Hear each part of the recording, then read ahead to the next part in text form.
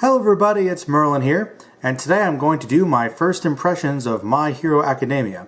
Now, as you guys know, I've been trying to do primarily requests through Patreon or through monthly donations, so people have been requesting me to do full reviews of movies, series, or discussion videos, and, making donations monthly, so that's my primary way of doing requests now, just to kind of limit them.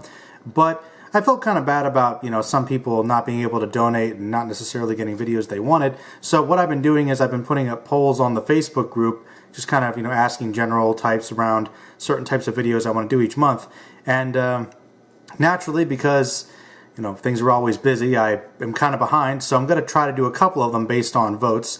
And I had a couple different anime series that I basically suggested for me to discuss.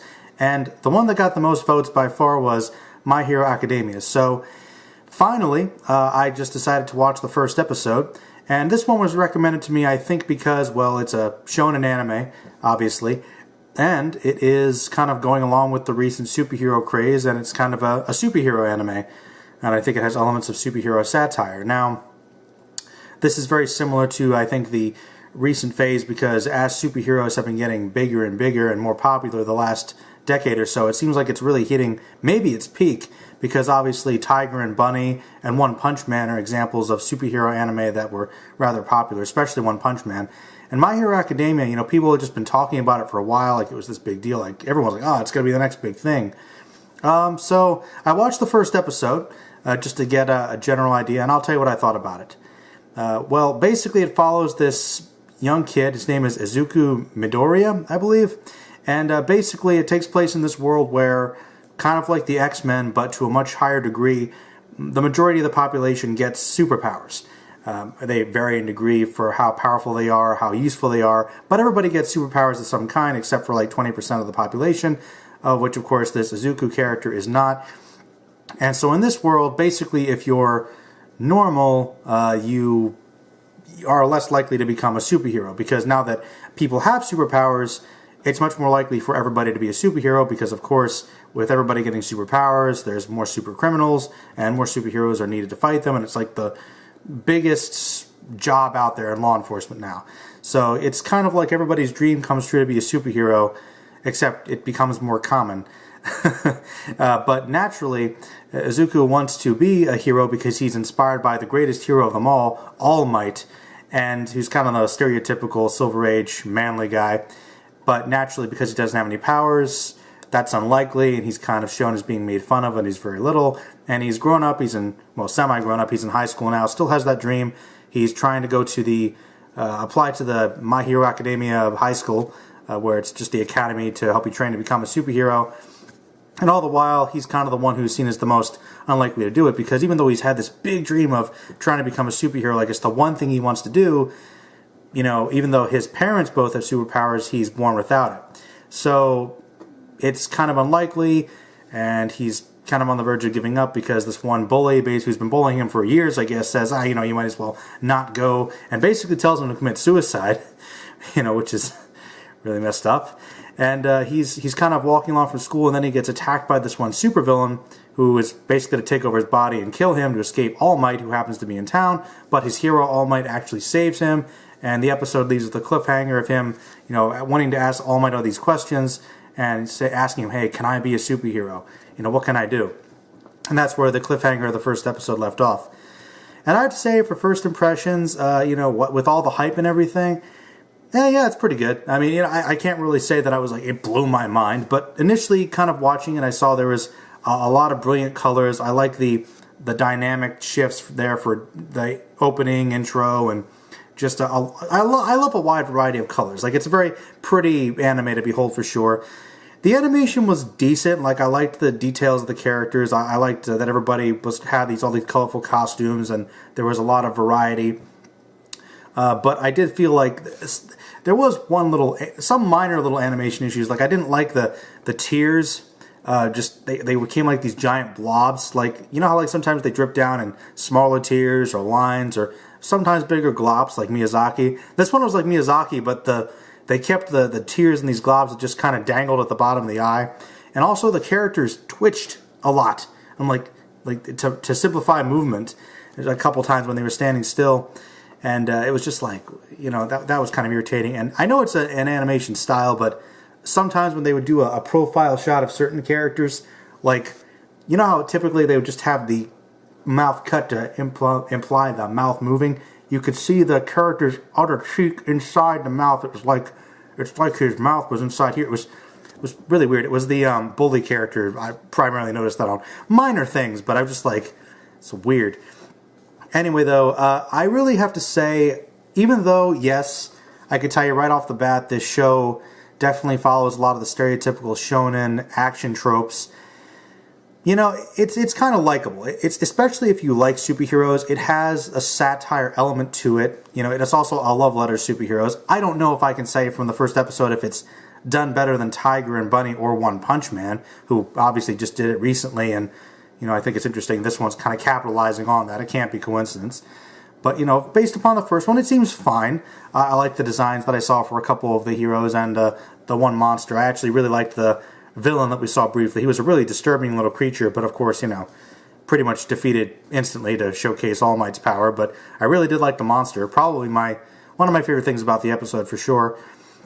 I also have to say that, one thing I will say is that it's kind of, even though I went in kind of thinking, I'm not sure if I'm really going to like this, but the characters are just so easy to get behind. Like, I found myself just kind of smiling. I really like Izuku. I think he's one of my favorite types of characters, especially in a shonen show where you typically have a character who starts off automatically better than everyone, and sure, he has to face challenges, but there's always that limitation of drama because he's significantly more powerful than everybody else, and that's kind of his thing, and it just kind of pushes all the other side characters to the side.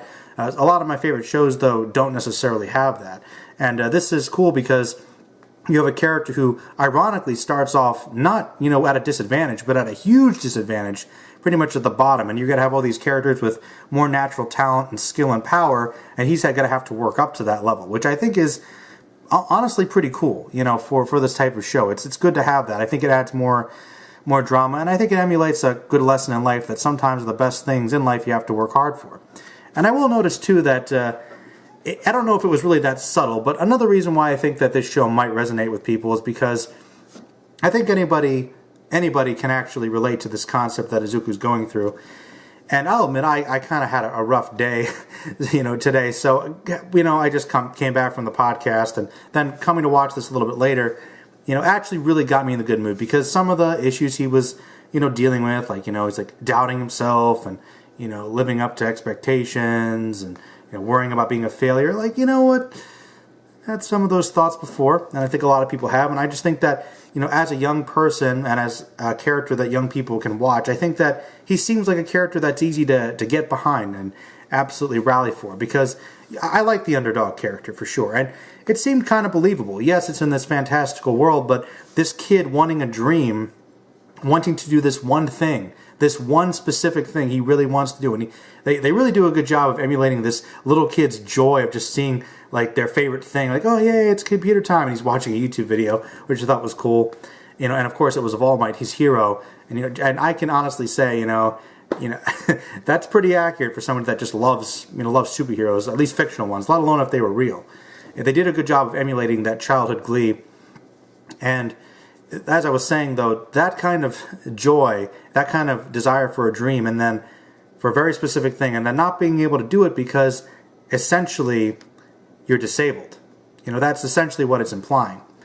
Really, I mean, in a way, it's like they kind of take that concept of like somebody who is outside the norm because of a disability, learning disability, handicap, whatever you want to call it, basically, or just the fact that they might not be as talented, or people might not have the expectation that they can naturally be as good at something as a lot of other people are. But I think it goes beyond that, because it might be implying some kind of handicap or disability because it's the accepted norm that people have superpowers in this world, and he's one of the people that doesn't, even though most people in his family do.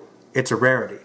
So for him to have to work harder and strive to achieve his dreams, even though it's much more unlikely that he would be able to succeed, that's a really good message to get behind. It's really admirable, and it's something that people do have to deal with.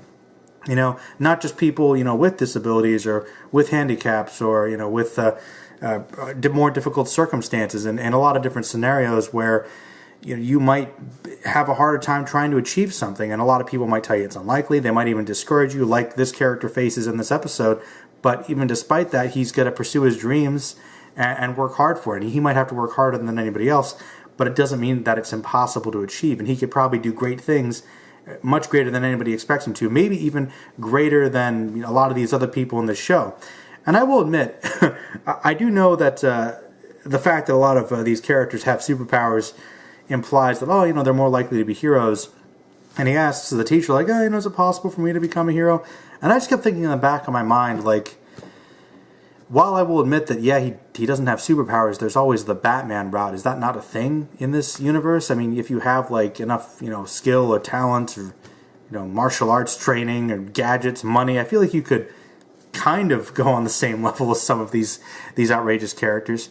But, you know, for all said and done, it's like, I don't think it's like the best thing ever, but it's enjoyable. Like, I could definitely see myself watching more. Like, I'm curious where it goes. I've heard some of the villains get interesting.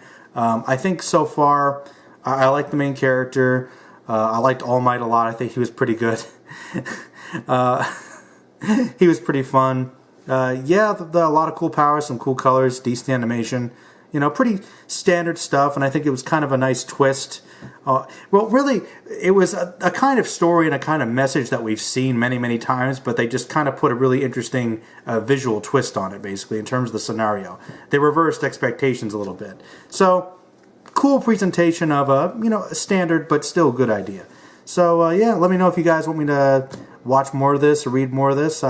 Definitely could. I think one of the things that actually makes a shonen show or just a lot of anime better is when it's more concise and tighter. If it's not like, you know, 100 episodes or more, it, you know, limits time, you know, and has to focus the goals. So on the whole, pretty good first episode. And yeah, that was my first impression of My Hero Academia. And I'll be trying to get some other similar videos like these up on some other first impressions of shows and other discussion videos of this kin. And if you want to vote for some of the future things, I post them in the Facebook group, and I'll leave a link in the description below if you want to check that out if you guys aren't members already. Alright, everybody, have a good day. This is Merlin out. Stay magical.